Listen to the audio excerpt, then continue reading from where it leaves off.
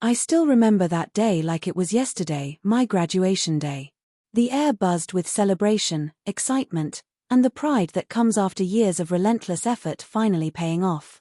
Family and friends had gathered to honor me, to celebrate every late night, every sacrifice, and every dream that had led to this moment. But amid the laughter and applause, my personal world was about to crumble. Her name was Lisa, my wife, the person I believed would always stand beside me. We had been married for 7 years, and I thought we were building a life together. But quietly, something had been eroding between us. Over the past few months, sharp words had replaced gentle conversation, and cold distance had replaced warmth. I tried to ignore it, to chalk it up to stress, but deep down, I knew something was wrong. That evening, in my cap and gown, Lisa approached me with a serious expression.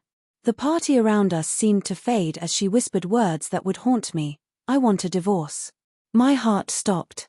The cheering, the proud smiles of my parents, the hugs from friends all blurred into nothing. I couldn't understand the timing, the audacity of delivering such a blow on the happiest day of my life. I tried to reason with her, to find logic in her decision, but there was none. She had made up her mind. I just can't do this anymore. I need to find myself. You deserve better than someone who isn't fully here. The weeks that followed were a blur. The divorce was finalized quickly. I moved out, carrying only what I could fit in my car. Family offered support, friends offered consolation, but the ache of betrayal lingered, stubborn and relentless.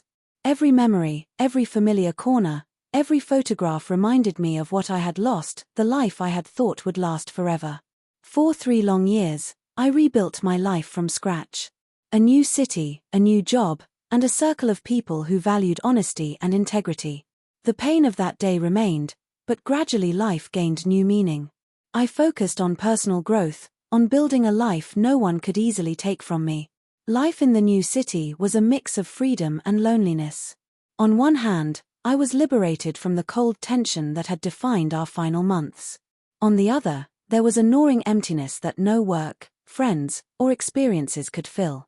I created routines, early morning runs, late nights at the office, weekend explorations, but every quiet moment brought memories of that day, of her words slicing through my celebration. I learned to guard my heart. Trust was no longer freely given. Occasionally, I would hear about Lisa through social media or mutual friends. She had moved on, perhaps faster than I had. At first, it angered me, but over time it became a lesson rather than a source of resentment. I realized the pain wasn't just about losing her, but about losing the shared dreams and the life we had imagined. Then, nearly 3 years later, a message arrived. Can we talk? I finally understand. I was skeptical, but curiosity won. At a quiet cafe, I saw her.